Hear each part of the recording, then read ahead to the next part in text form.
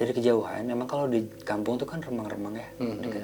Dari kejauhan, dari sebelah kanannya dia tuh kayak ada yang loncat, tapi loncatnya tuh aneh.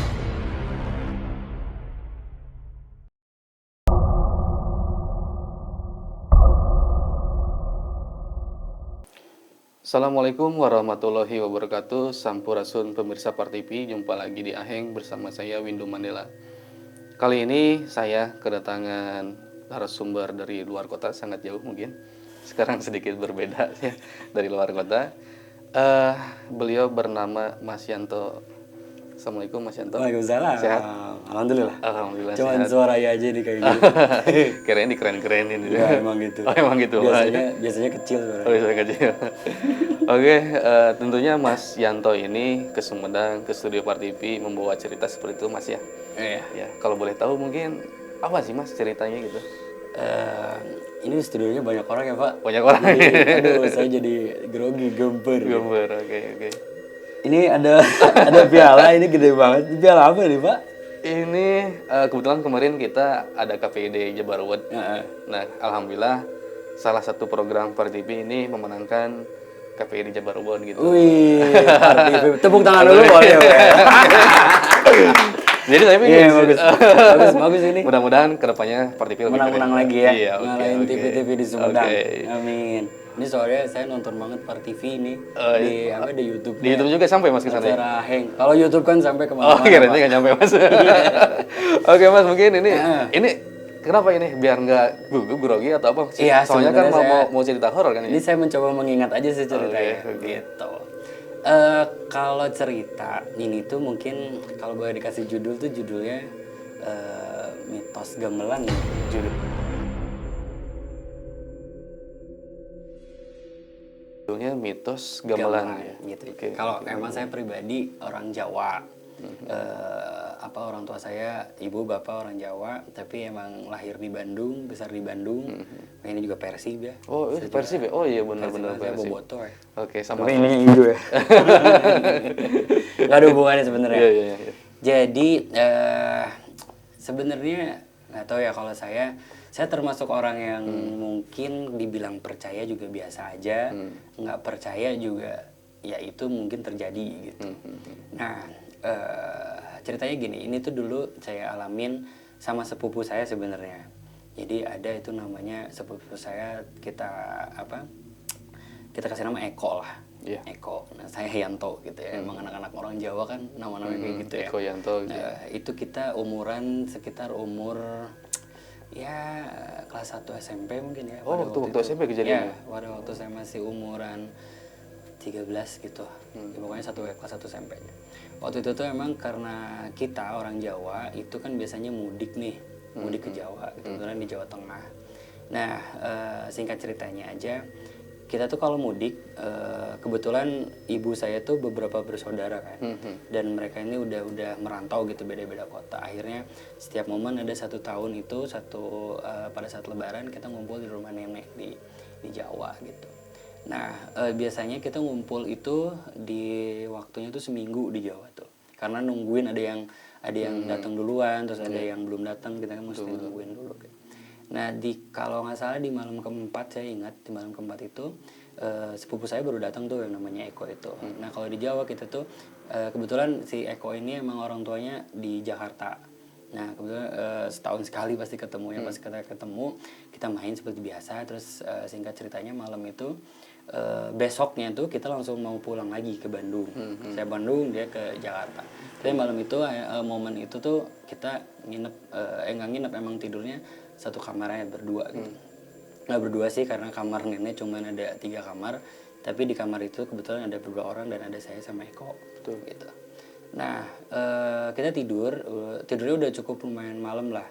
Anak kecil itu tuh tidur jam 10:30 malam, di waktu libur tuh udah dikasih spare lebih sama orang tua. Jadi 10:30 malam. Nah ketika tidur itu saya tuh merasa tidur tuh udah lama banget, udah lama gitu. Terus saya kebangun karena udah merasa lama dan menurut saya udah subuh gitu. Dari jam 10:30 itu ternyata hanya kebangun di jam 11 lebih 5 menit. Kenapa saya jadi merinding ya? Jadi kayak jam 11 lah. Sebentar berarti ya? Sebentar. Kok jam 11 5 menit. Udah gitu si Eko juga bangun. Karena kita bisa bahasa Jawa gitu ya, ngomong bahasanya juga. Kalau saya ingat ngomongnya gini, onopo mas, karena dia umurnya lebih bawah dari saya. Enggak, aku kebangun aja. Terus kue kerungu apa ora? Kamu kedengar apa enggak? Kamu dengar? Iya mas, dengar. Kita sama-sama diem. Dan itu tuh ada bunyi, kita mendengar suara gamelan. Di jam 11 lebih 5 malam ada suara gamelan tuh yang sangat lirih banget. Ding dong ding dong. Itu tuh kayak satu set orang kalau gamelan tuh kan nggak cuman gamelan komplit gitu ya. Cuman saya dengernya lirih. Cuman si Eko ini dengernya keras gitu. Dan itu tuh kita tuh di umuran itu sama kayak gila, jam 11 kayak gini ada orang yang hajatan gitu.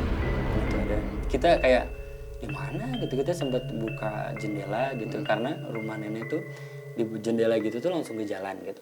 Dan emang ya sepi aja gitu.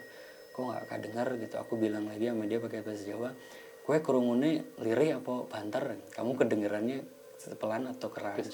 Nah aku keras kan, aku kok lirih ya.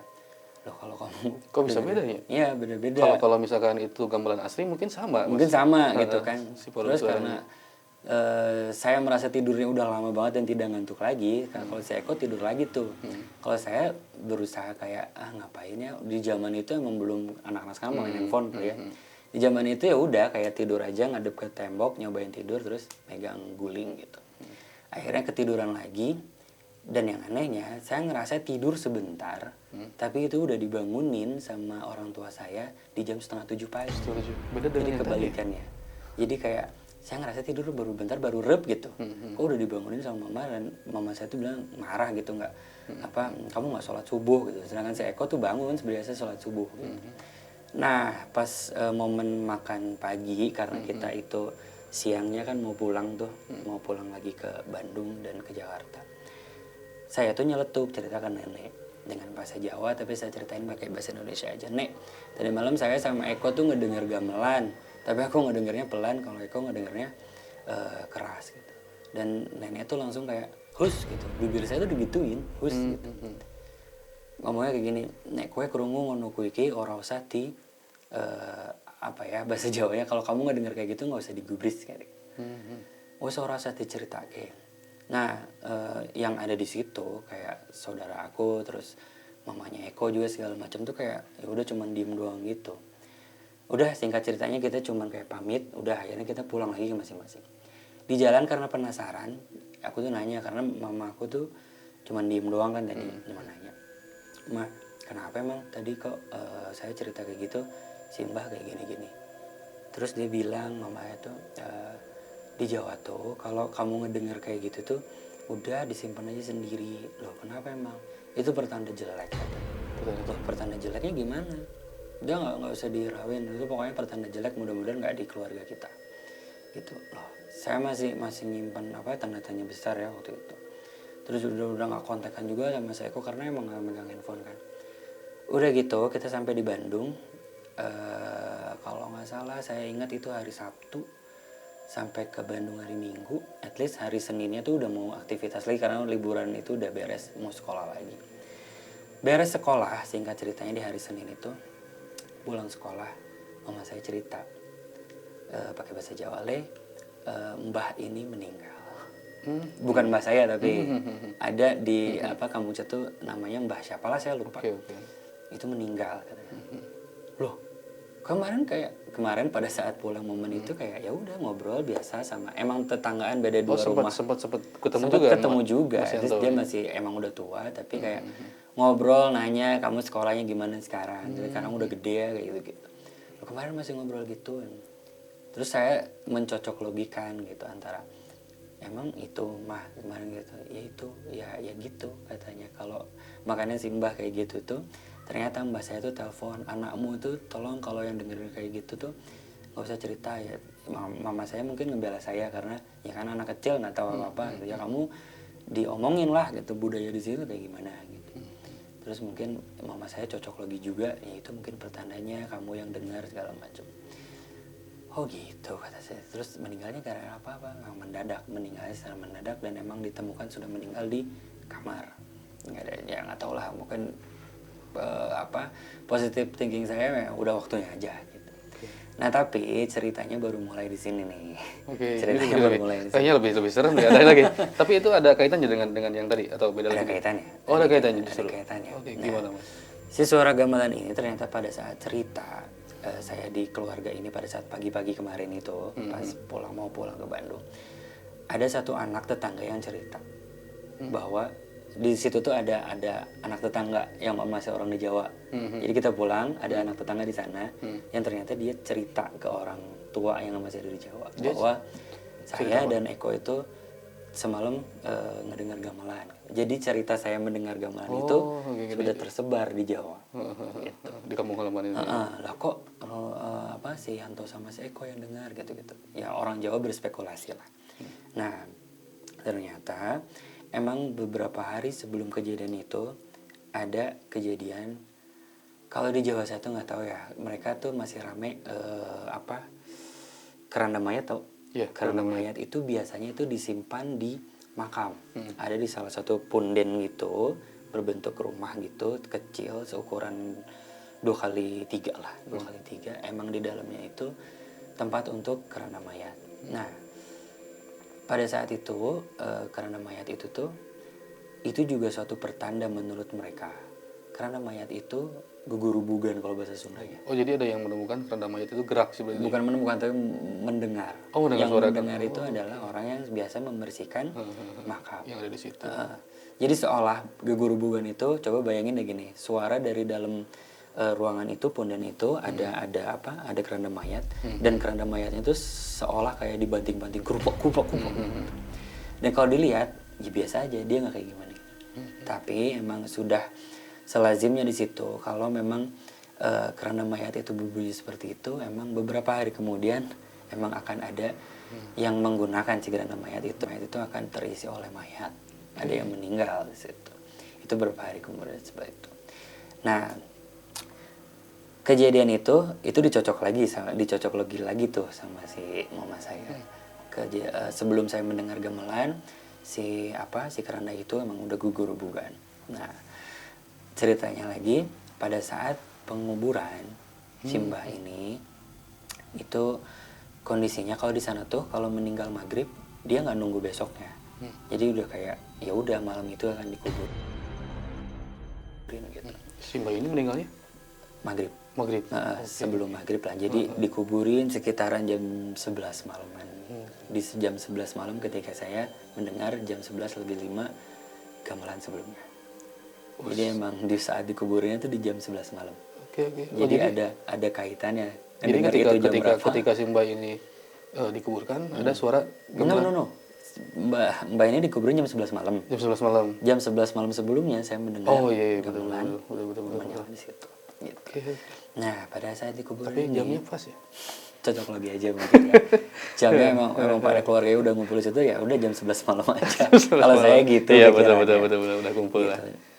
Nah, malam itu tuh dikuburinnya ternyata saya dengar kabar itu sampai sekitaran jam 3 jam 4 pagi karena sulit dimakamin. Sulit dimakamin. Itu ceritanya gimana? Jadi gini, pada saat dikuburin lazimnya seorang yang sudah meninggal itu kan makamnya udah disiapin ya, udah di liang lahatnya udah diiniin. Ketika si mayat ini mau dikuburkan yang pertama kali nggak cukup si liang lahatnya.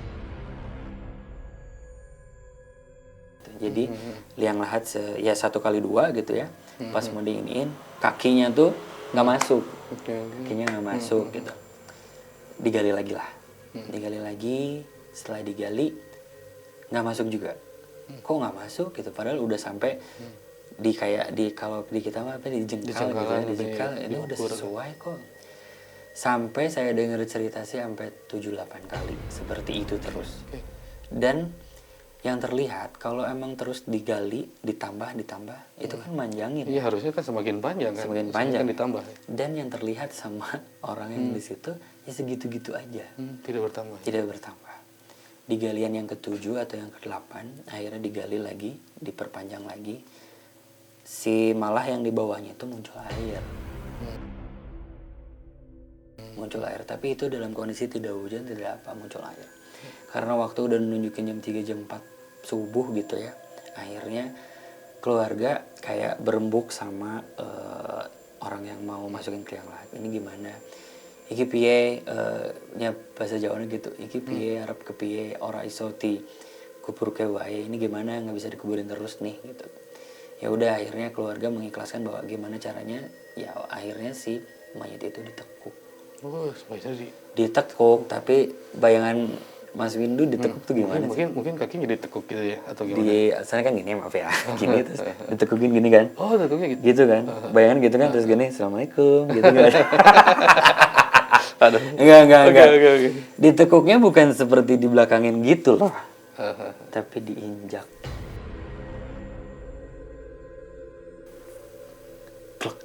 Oh, oke.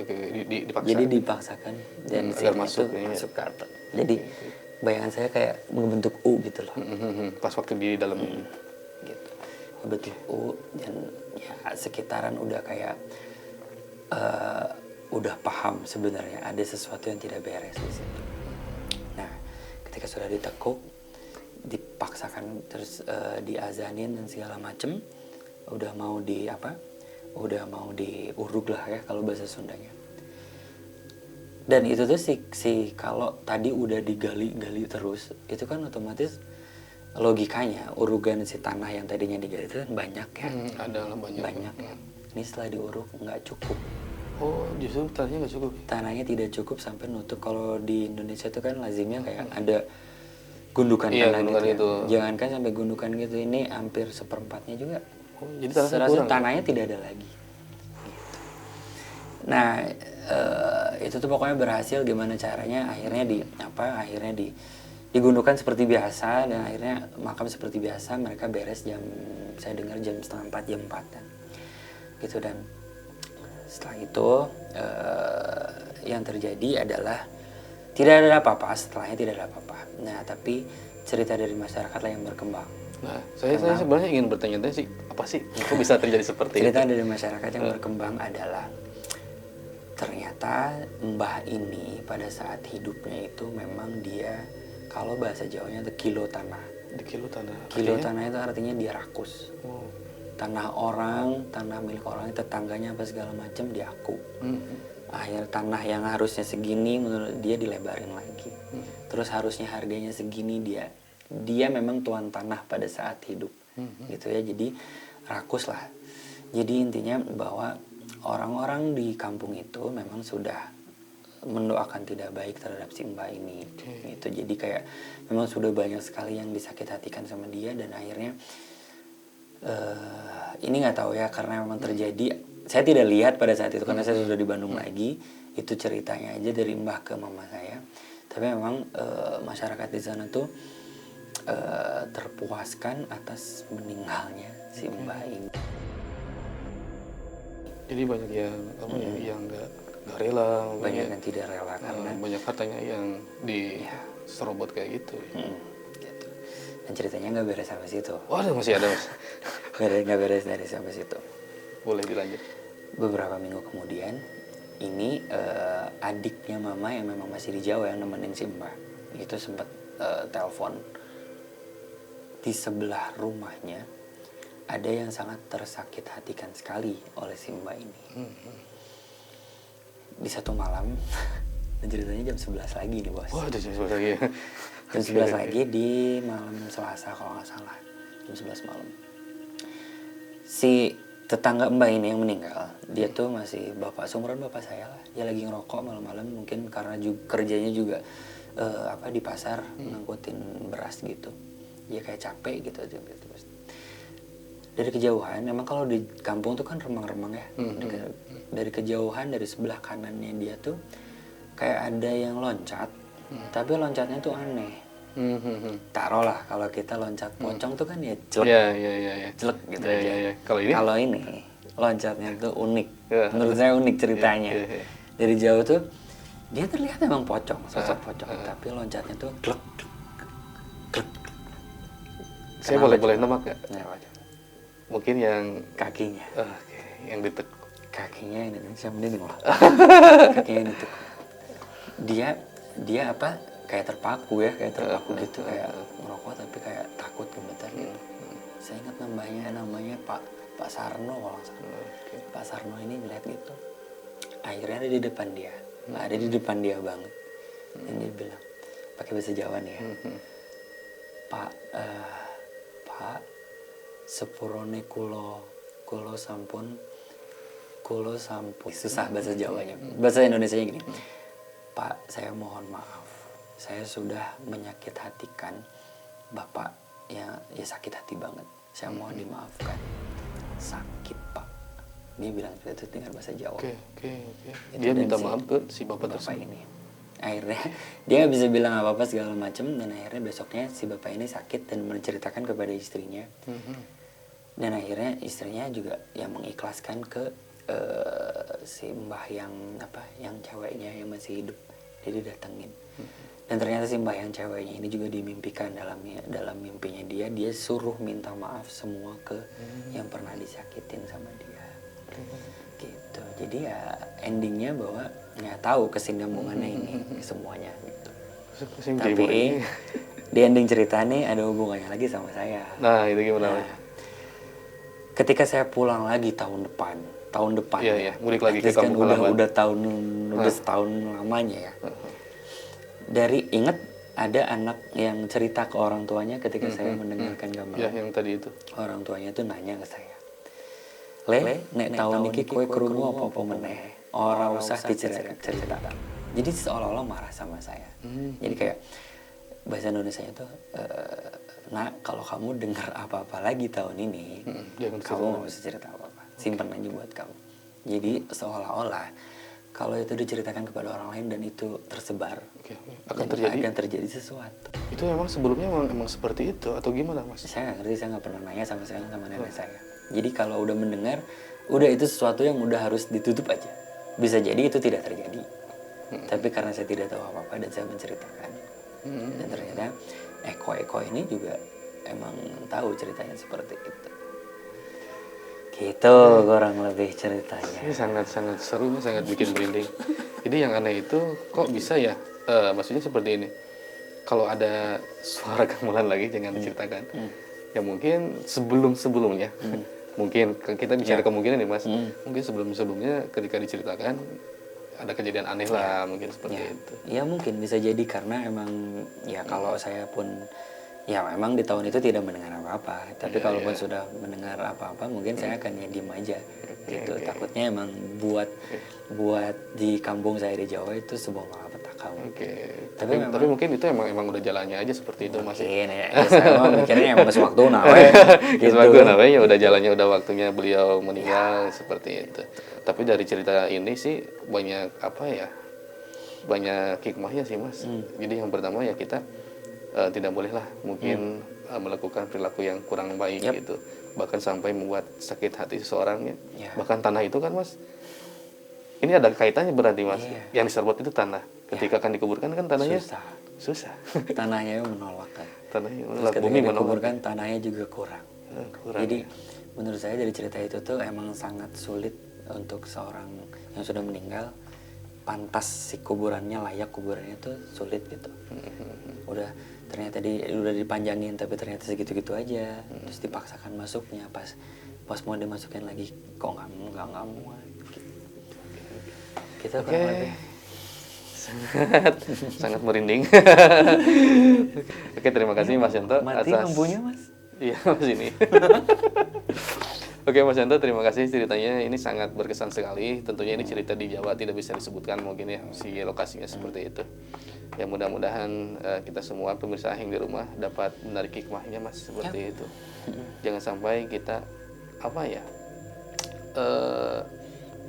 berpulang dengan keadaan yang kurang baik, yang tidak baik seperti itu. Tapi kalau di Jawa ya emang ini nggak boleh rakus, nggak boleh nyakit hatiin perempuan, terus juga nggak boleh apa lagi ya, karena di sana emang masih kental banget dengan kayak gitu.